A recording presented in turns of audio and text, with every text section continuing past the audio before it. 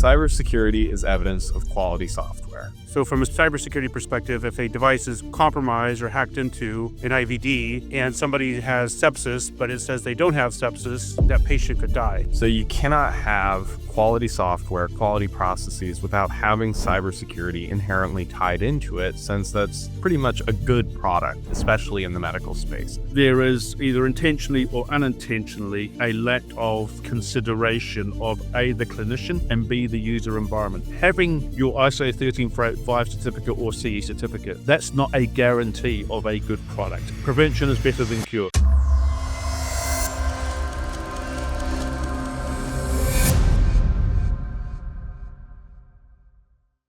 Hi, welcome back to another episode of the Med Device Cyber Podcast. Today we have a guest, Stephen Smith. Stephen comes to us from, where are you coming from today, Stephen? The UK? Cambridge in the UK. Cambridge. I did my first punting in Cambridge like a long time ago. Punting, if those of you don't know, is when you're on a boat and there's a guy with a stick that pushes the stick down to the bottom and kind of pushes the boat along. It's called punting. Isn't that right? That's right. I don't know why they call it punting. I think punting is kicking a football or something. But in the UK, they kind of changed everything up so to keep us confused as Americans, I think. Cool. And we got Trevor here as well. Trevor, you're coming from NorCal, I believe, right? NorCal, here for the next hour and a half, then got to catch a flight.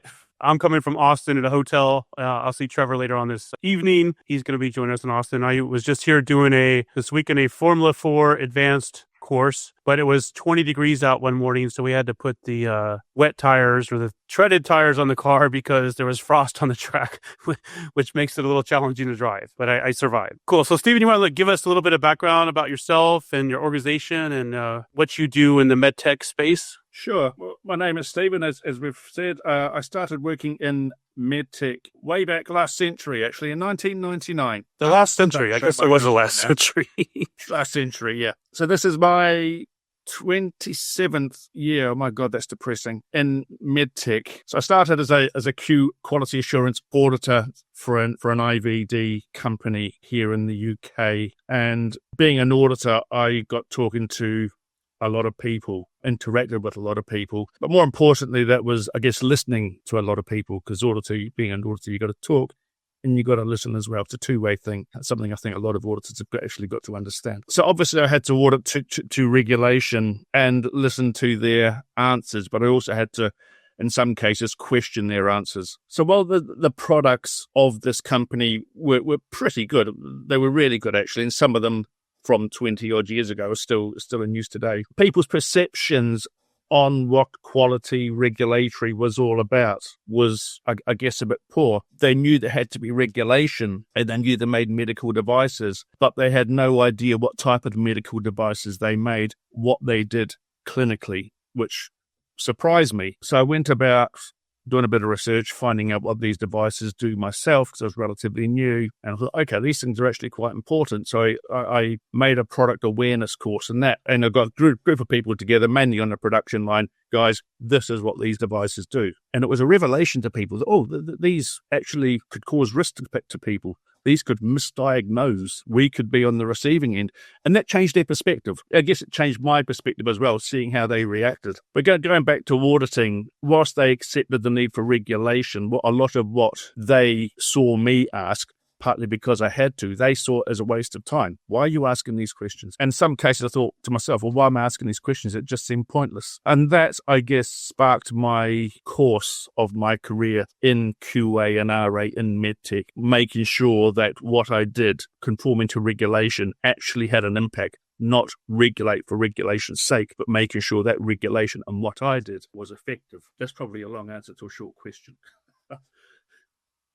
No, I think it's the same challenge with cybersecurity. A lot of people think it's just something you have to do. But like you said, if a IVD causes a misdiagnosis or a delayed diagnosis, it can drastically affect a patient. So from a cybersecurity perspective, if a device is compromised or hacked into an IVD and somebody has sepsis, but it says they don't have sepsis, that patient could die. So it's about patient safety, like you said. I want to ask a couple questions here based on what you said. So QA and RA are two different things, and somebody once described RA as offense and QA as defense. Do you agree with that? To a point, QC is more defense. Quality assurance is more future tense. It's assuring quality, not necessarily defending it. It's assuring it so you don't have to defend it, if that makes sense. So if I do QC, I've got the quality control. Somebody comes in and says, hey, I want to check your QMS. That would be the QA would be to make sure it's set up right. The QC would be, we actually have these things implemented according to the QA. Yes. Quality control is past tense. You're checking something which has already been done. Quality assurance is putting the systems in place to make sure it is done properly. Makes sense. From a cybersecurity perspective, how does cybersecurity fit into RA and QA from your perspective? It comes down to risk. Cybersecurity, the procedures for cybersecurity have got to be inherent in your design process for a device. And those procedures have obviously got to be in the quality system as well. As you touched on before, there is a whole array of risks associated with cybersecurity, and you've got to understand what those risks are. Anyone who's worked with me will know I go on about risk all the time because that's what it's all about. So you've got to have cybersecurity as a design input. Know where those risks are. And those risks will change over time, particularly with cybersecurity. I think one thing that I heard once, though, is a really interesting way to look at cybersecurity is that cybersecurity is evidence and an artifact of quality code. So you cannot have quality software, quality processes without having cybersecurity inherently tied into it, since that's pretty much a good product if it's secure or if it's safe, especially in the medical space. So you're saying that if we have quality systems, if we have quality practices that we're adhering to, we should inherently have cybersecurity within our devices. Absolutely. And you've got to know where your devices are going to be used. Because I guess, you guys know more about cybersecurity than I do. Practices and threats will change between geographic areas, countries, etc. So you've got to know what risks this will pose to your device, what security risks, what the impacts of those risks will be, how to mitigate those risks. So that's a good point. I just did an interview this morning, and one of the things I mentioned from a cybersecurity perspective is clinical workflow. Like you said, I think there's a lot of assumptions made about how a device may be used, and we often overlook what is the disruption or impact to the workflow in the healthcare delivery organization if this device has a quality issue, has a cybersecurity issue, because it's not, just the device, it's the whole workflow and the whole ecosystem around the device that's impacted. Totally agree. One thing I have noticed, particularly with startups, and I've spent most of my career in startups, is that, again, going back to risk, there is either intentionally or unintentionally a lack of consideration of A, the clinician, and B, the user environment. They don't necessarily know what the clinicians want or what goes on in that user environment on a day-to-day basis. Unless they have been in that user environment or get representation from that user environment, how are they going to know? I've been in risk assessments where I've actually said stop. And one example I can give is for a device that was used in an intensive care unit. I think 10 or 12 of us in that room, nobody had ever been in an intensive care unit. So how could they know what the risks are in that unit and how to mitigate them? So what you're absolutely right. You've got to have experience and knowledge of how your devices will be used and misused on a day-to-day basis within the clinical environment. Even outside of a risk perspective, I feel like this is a problem with just understanding market fit. People are looking for a problem. They're looking for a workflow that is just fine the way it is, or is going to be severely uprooted if they implement this brand new solution. I think people forget that doctors don't want to change what they're doing. They don't want to add a new password. They don't want to add a new process. They don't want to add another layer. I don't want to add another layer. I get where they're coming from. And a lot of medtech innovators are creating these really complicated, difficult to integrate solutions and trying to fit a square peg into a round hole within the ICU, and it's causing a bunch of friction with their users who are the doctors, and they probably could have had a much easier path forward if they had started by talking to doctors. So even outside of risk, product market fit gets really impacted by this problem. Isn't this where the KOL comes into play? The KOL, the newest acronym out of the list of ever-growing acronyms. Yeah, well, in that case, the doctor would be the KOL. You go talk to that KOL, get his opinion about it, say, hey, what do you think about this? He'll say, this seems clunky and annoying to use. I don't think this would be effective for me. And you go, great, back to the drawing board. One of the startups we have been working with, they have the company, but they have a KOL, the key opinion leader, that's a surgeon that knows exactly how this device, which helps with blood clots and coagulation and a few other things, would work in the field. So I think, like you said, if you're trying to develop it in a vacuum, it's a little bit, well, it's way challenging and it may not ever have a market fit, but you can have somebody augment your team that would be the user of this device to help you make sure you're designing it in a manner that it would be adopted. Agree. Another thing we've got to consider, or what companies don't consider, is that doctors, surgeons, or whatever, they have different skill sets. I mean, I've worked for a company that made devices to be used by surgeons, right? I said, well, what type of surgeons? That's a very broad user spectrum. And even within, let's say, an obstetrician gynecologist, to use that example because my wife is an obstetrician gynecologist, they have different skill sets. Some surgeons, consultants like to use the latest technology. Techno geeks, call them that. You got the other side who are not techno geeks. They like the manual instruments, devices. They still come to terms with the steam locomotive. They don't like high tech. Again, those two have there's both surgeons, obstetricians, gynecologists, but they've got different risk profiles, different usability risks. Certainly in my experience, what I have learned through work and through being married to a doctor is that nobody can break things like a doctor can. Nobody. It's incredible. My car is testament to that as well. I think that's a great point. And if you're not careful and not trying to balance the line, you're going to ostracize one of those groups. You're going to make something that's way too high tech and way too frustrating for someone who likes doing things a little bit more old school, or you're going to make something that's way too simple and basic and not innovative enough for someone who's really into these new cutting edge technologies. And I think finding a way to balance seamless usability and breakthrough technology is a really, really hard challenge to solve. It is. But it's a silver bullet if you can figure it out. Something that doctors love to use and has a new way of covering medicine. That's fantastic. Yeah. But you've just got to talk to them. You've got to get a broad consensus as to what they want and what the broad risks are so you can mitigate those risks accordingly. Do you think, Stephen, over the years, from your experience, I know you said you've been in Medtech since the last century, have things changed from a cybersecurity perspective? I hope so, but I feel like things are super slow from a cybersecurity perspective to change. Like people still don't understand why they need cybersecurity or what cybersecurity is really about. What is your perspective? I agree it's changing, but not at the rate it needs to change. It wasn't really a thing 10 years ago, I could probably even say 5 years ago. Now it is a consideration. And I think the FDA and to an extent the MDR as well here in Europe are forcing that, but it's still slow. It's still an afterthought, as it were, as opposed to being at the forefront, as opposed to being a design input into devices. Why do you think it's still an afterthought? Given, from my perspective, we have had lots of product recalls. We've had the Department of Justice, United States, get involved with a company that falsified cybersecurity information. We have mandates. We have lots of people getting rejection letters from the FDA and MDR. So I'm wondering why it still is not a forethought. It's still an afterthought, like you said.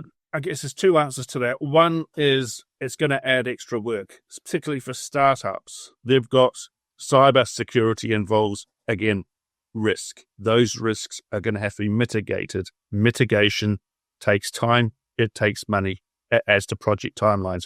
For startups especially, they've probably promised shareholders, investors, that they're going to have a regulatory submission by end of June. For example, if we add cybersecurity risks, that's going to push that out. And I've seen this in other areas as well. I've worked in places where there's been no clinical input. And I said to one design director once, look, I can get a clinician in here to tell you how these devices are used. I'm married to one.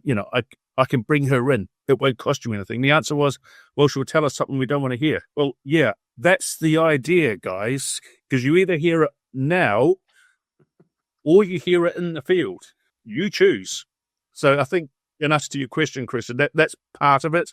The other part is no one wants to hear their baby's ugly. They're not going to want to hear that it's not going to work in this area. There are going to be cybersecurity risks, which might throw the project timeline right back. And I guess the third point is they probably just don't think of it. They don't think of it. They don't understand it. And to get that necessary expertise in, again, is going to cost money. I think that's a common theme, even outside of just trying to understand market fit or risk, is people don't want to hear what they don't want to hear. And I can think of times where we're talking to a prospect or we're talking to a client about the problems they're facing, and they'll load these questions. They'll say, do you think we should do this strategy? Do you think we should put this control on the device? I go, absolutely not. You shouldn't do that. They go, well, this is going to be easy and cheap for us to do. I go, yeah, it's going to be easy and cheap for a reason. It's not the correct thing for you to do right now. This is the correct thing to do. It's expensive, it's difficult, and it's going to take a lot of time. This is what you have to do to get towards where you need to be. You can't just take the shortcut and try to look for validation. And sometimes we'll even see, I can think of times where 7 different consultants are brought in to face a problem, and whoever comes up with the easiest solution is the winning consultant out of the group, even if it ends up going back to the other 6 and going, hey, that didn't work, let's try again. They'll go to consultants and tell them the answer they want to hear. Yep.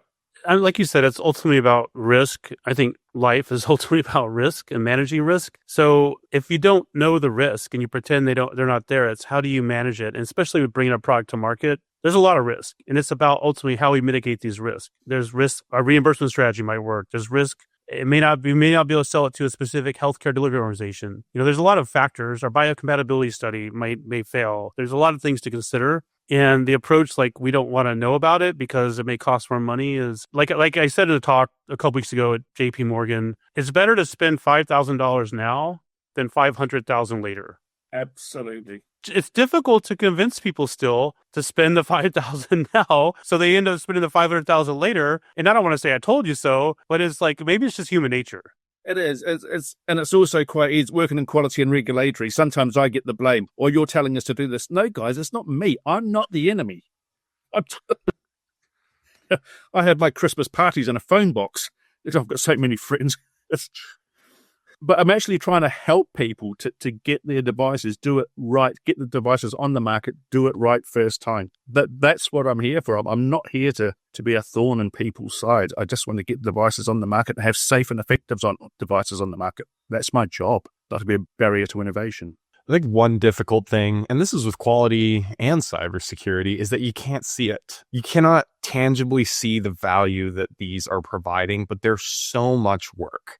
They're difficult, they're annoying, they're tedious. Having perfect cybersecurity or good enough cybersecurity in a product is a lot of work. Having quality systems in place, having a mature quality management system, having all of the artifacts that indicate you're following your quality processes, it's a lot of work. It's going to be thousands of pages of documents, and it's not providing tangible value on the product the same way that a new feature or a new product launch is. This is really directly attributable to money. It's attributable to customer satisfaction. There are a lot of things you can see in cybersecurity. It's this invisible thing buried deep in the product, making it safer for people to use, but you can't see that it's happening. All you can see is, why does my password have to be so long? Why is my account locked out again? What's going on? It's just a frustration for people, even though it's so important. It is very important. And I think we've got to look at regulators here as well and put some of I don't want to use the word blame, but it's the only word I can think of. I've seen some risks relating to general risk assessment and cybersecurity risk,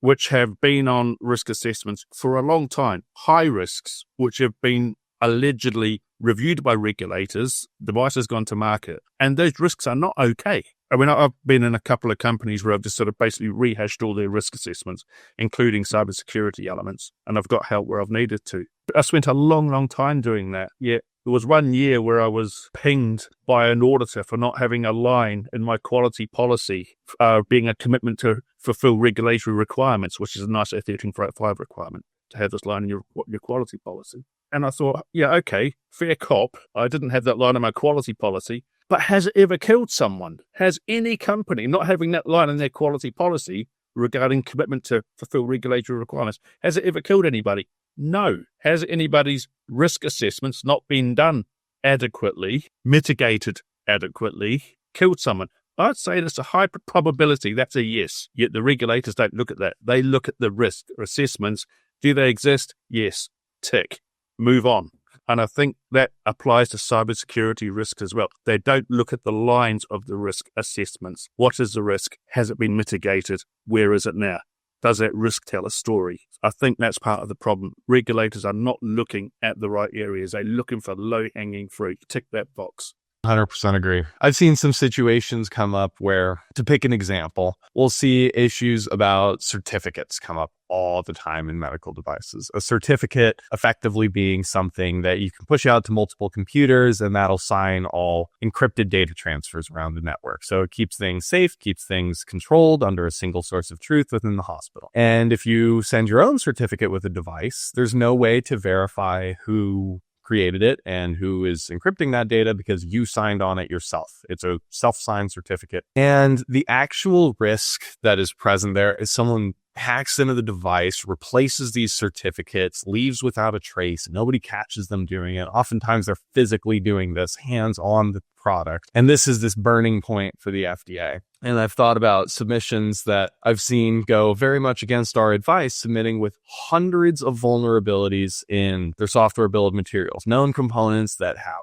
massive major risks, critical vulnerabilities. And they say, hey, none of these are known exploited findings. We're not worried about it. I go, well, these things become known exploited findings all the time, and you have hundreds of them. This is a disaster waiting to happen. We're going to submit. We'll see how it goes. FDA lets them through just fine. These same people dealing with the certificate problem, something that in the cybersecurity space is almost a laughable concern in most cases, is something that chokes up the regulators for weeks trying to figure out how to solve this problem. And I think partially this can be attributed to a couple of things, but I think cybersecurity is fast and regulations are really slow. Cybersecurity changes every single day. The first thing I do when I wake up is say, okay, great. How are people hacking into stuff differently now? And almost every day, the answer is different. People are pushing the envelope constantly with this. Regulations are at just down to a crawl. Trying to keep up with modern cybersecurity threats with regulations is so difficult. And I think that's why I give the FDA a little bit of leeway of having such vague guidance in some areas on cybersecurity is you can't have super prescriptive guidance. Things are moving way too fast and it's creating these situations where it's hard to keep track of priorities. What is actually a big ticket item and what's something that we don't need to worry about as much? And I think that lens can get a little bit blurry at times. Yes, absolutely. I think the FDA are a bit more proactive than what the regulators are here in Europe, which I think is good from an FDA perspective. Again, I've seen some risks which are really bad that have just been totally glossed over. Well, it's okay because the regulators, we've got CE marking. No, it's not okay. Having your ISO 13485 certificate or CE marking certificate, CE certificate, that's not a guarantee of a good product, guys. It's a guarantee you can pass an audit. It's exactly.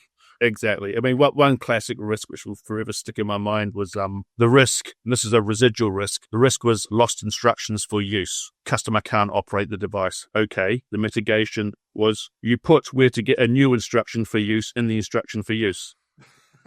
Tick. And this risk had been there for 10 years. I kid you not. You guys are laughing. Can you see the problem here? Well, I guess they may argue if you read the whole instructions for use, you would have remembered where to find it if you lost it. Is that the first thing you do when you get a product, though, is read through every single line of the instructions for use? You go, okay, just in case I lose this, where do I get my next copy? Well, yeah, exactly. Yeah, that's another thing. I mean, doctors, clinicians, they don't read them. They don't. I think that's a human thing too. Like if I buy something and it has instructions on how to put it together, sometimes I read them, sometimes I don't. But I've learned the hard way by putting things together the wrong way. So I guess I err on the side of reading things more than I used to now. Rebuilding IKEA furniture has taught me quite a few lessons. What was that, Trevor? Rebuilding IKEA furniture from doing it wrong the first time has taught me a few lessons on reading the instructions. Yeah. It sounds like there's a couple challenges here. The risk is a big aspect. One of the things that we've been talking about is the level of knowledge that the quote auditor or reviewer at the FDA or MDR has to have to make an informed decision on a device is pretty high. Because I used to do audits for the Department of Homeland Security here in the United States, and I had a guy on my team that didn't understand hardly anything about technology. So he would take the checklist and ask questions, and they would give him an answer, and he didn't know how to fill out the checklist. Like one of them was, are you managing your DHCP pools appropriately and tying a specific MAC address on sensitive devices to a specific IP address? And they said, well, we're using static IP addresses. It was a yes or no answer. He didn't know what to put. He just kept asking the question, well, how are you managing your DHCP pool? So like, we're not using DHCP, we're using static addresses. So when you have people that don't really understand the technology, there's a lot to know, especially with medical devices. It's hard to make an informed decision about, do I clear this device or not? You're really, like you said, Stephen, relying on the story that's being crafted for the submission package. I think a lot of the onus has to be put on the medtech companies as well. I don't think we can realistically expect auditors, reviewers to be experts in every single area, but I think all reviewers can tell if something looks good. Have they got, for example, clinical evaluation report? Has a clinician reviewed this? Has it got the appropriate clinical reviews, technical reviews, etc.? Does it tell a good story? Again, if I'm going into a company, first thing I go for is their risk assessments. I go through them with a fine-tooth comb, and that tells me what kind of grasp that company has got on their product and how diligent they are with their product, with their outlook. And one outlook or viewpoint I use, and I think we spoke about this before, Christian, is that I compare medical devices to doctors. Doctors, clinicians, they basically perform three functions. They diagnose, they treat, they monitor. Medical devices also diagnose, treat, monitor, broadly speaking. Doctors have got to go through years and years and years of training to abide by the Hippocratic Oath of first do no harm. They are trained to assess the risk on a day-to-day basis. There are grey areas, there are black and white areas. But then we've got medical devices, Medtech, which also diagnose, treat, monitor. What qualifications, training do we need in Medtech? Do we have to abide by the Hippocratic Oath? No. Do we have to go through years of training? No. So I think there is a moral obligation on Medtech companies and regulators to ensure that due diligence is done. But I think it's probably more on the Medtech companies to make sure they are not harming their patients. I agree, because if I were a Medtech innovator, I would want to make sure my device is not going to harm a patient, that we have looked at cybersecurity. Of course, I can't think of every single scenario. There's always going to be some risk, obviously, but I'm going to do my best to mitigate that. You brought up a few good points here. How do we shift that? Or do you feel like the medical device manufacturers are taking ownership of this? Or are they relying on somebody else to like the FDA or MDR to provide that validation? Like, is it a little bit of both, or are the med tech innovators taking ownership of that risk? I don't think they're taking ownership enough. I think let's do the bare minimum to get across that line, as we touched on before. And if we get across that line, put it in a box, put it away. They don't see the need to keep that alive, particularly with cybersecurity. Risks change every day. It's a live risk assessment. You've got to revisit it all the time. You can't just put it on a shelf and close it. So there is an onus on companies, and I think there is too much reliance on regulators to approve it. Well, if the regulator approved it, then, okay, we've got a good device. Maybe, maybe not. I think companies need to do more, but I think also, as I touched on before, regulators need to do more as well. Well, responsibility, if something goes wrong with the device, if the risk is too high or something is exploited, is not with the regulator. It's not with the FDA. It's with the medical device manufacturer. So this idea of relying on them to provide, I guess, remove some of the responsibility is not really a good solution, because ultimately you're still responsible. That's why they don't say they approved it. That's why they say they cleared it, because they don't want to have that liability. A lot of people in medtech companies, they don't know the difference between approved and cleared. They just see it as approved. I don't mean that in a derogatory sense. That's the reality. They've approved it. We know it's been cleared, but they've approved it. And I've said that things should be done to get clearance. It gets clearance when they haven't done what I've suggested. Oh, well, you were wrong, Stephen. We got it cleared. So we didn't need to do that. No, you were lucky.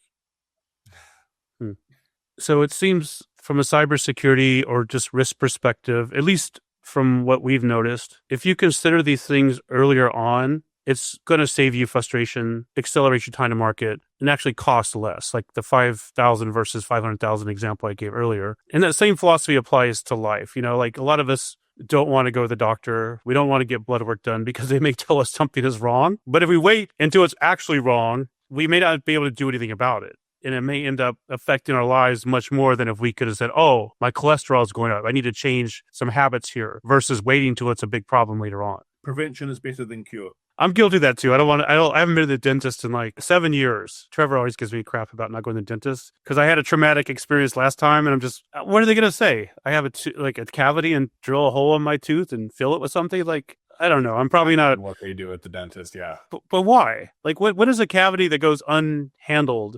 Like, what does it matter? Is it going to like make my tooth fall out? Yes, that's exactly what it does. Okay. All right. Well, maybe I should go to the dentist. But I brush my teeth. I don't eat a lot of sugar, so they should be okay. I floss. I do all that stuff. And I heard once you get older, you don't get cavities that much anyway. That is actually true. Okay, cool. So we're coming up here on time. What are some last minute words of advice? I'll start with you, Trevor. Yeah, what's some last minute words of advice to our audience here listening to this discussion? Which we covered a lot of things. We covered responsibility, approved versus cleared, regular RA versus QA. So a lot of factors we covered. So what's some advice to tie this together here? I'm going to borrow from myself earlier and say cybersecurity is evidence of quality software. If you are adhering to a quality process, these quality processes are generally an invisible component of your product. They're important, but they are not something you can directly see and attribute. That's why the traceability, the verification that you're following all of these is so important. But I think that cybersecurity and quality are intrinsically tied together, and that cybersecurity is evidence of quality software. All right, Stephen, what do you have to say? The parting words here. I think know your risks, know where those risks come from. Think outside the box. Know your users, what goes on a day-to-day basis. Know that user environment. What systems is your device going to be plugged into? What countries? That's going to present different risks. Are there different practices in the countries that your device is going to be used? Because it might not be the same. So just know your risks. Make sure those risks are understood as early as possible. As we said before, prevention is better than cure. You don't want a recall. I agree with that. I just did my advanced Formula 4 car training this weekend, and I tend to not want anybody to ever pass me. So I was making mistakes. So then in the second session, I decided I don't care if people pass me. I'm going to work on my entry speed, my exit speed, hitting the apex, all the fundamentals. So I slowed down. And then last session, I went much faster. So in some cases, I think it's important to slow down, like you said, understand the risk, work on mitigating those risks, and then you can actually go faster. Because for me, I had a lot of risk. Like I didn't know my threshold braking. I wasn't hitting the apexes right. So if I would just try to brute force it, I would have crashed the car, and it would have been like the cure versus the prevention, right? So it's the same concept. I didn't crash the car, so I'm here. I made it. There you go. That's good. It is good. It was super cold and slick, but all good. Awesome. Well, thanks everyone for tuning in to the Med Device Cyber Podcast. I hope you found value in this episode, and we'll see you in the next one.